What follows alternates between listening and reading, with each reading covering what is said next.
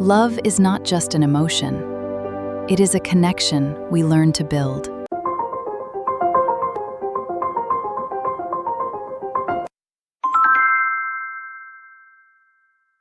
Most people use Gaussian blur to fix mistakes.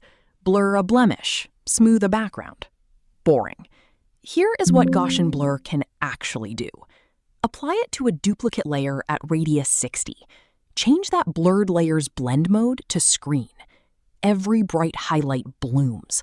Glowing, soft halos appear around light sources, like street lamps and neon signs.